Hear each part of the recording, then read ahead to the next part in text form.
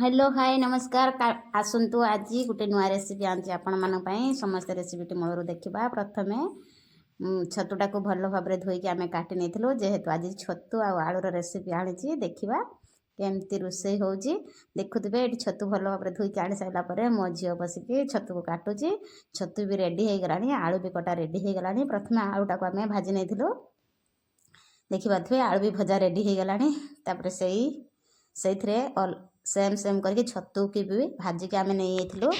देखा ये छतु भजा चलती छतुरे भी अल्प टिके लुण देके आम भाजी नवा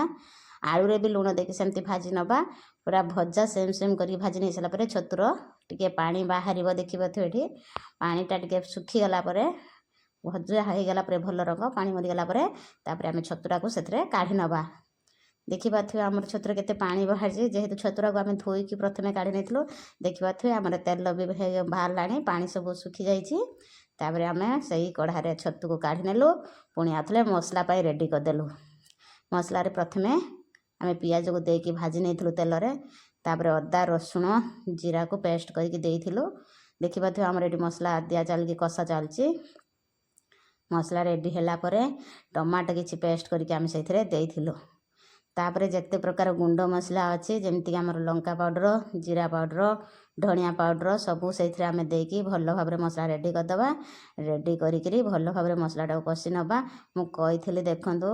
आमर टमाटो पेस्ट कर दिखाला ये दिहला देखिए भल भाव मसला केते बढ़िया है कलर मसला रेडी हो गला भाजिकी रखि आलू आउ छतु को से भल भाव कषि नवा आम आलू खावाई भल लगे से आलू छतु देकी रोषे होती जदि आपण मैंने आलू खावा पसंद करते खाली छतु भी एमती रोषे करके खाईपारे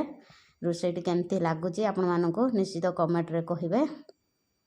भल लगे लाइक शेयर कमेंट सब्सक्राइब निश्चय करदे आमर तो तरकारी रेडी हो आसला हवा हवा उपर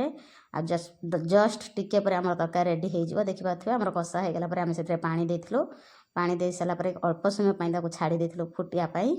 फुटीगला आम तरकारी रेडी हो गला एबे आम रोचु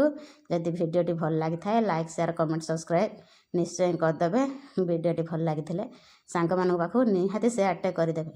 आमर रेडी हो गला तरकारी एबे आम रोचु बाय बाय देखा नेक्स्ट वीडियो रे।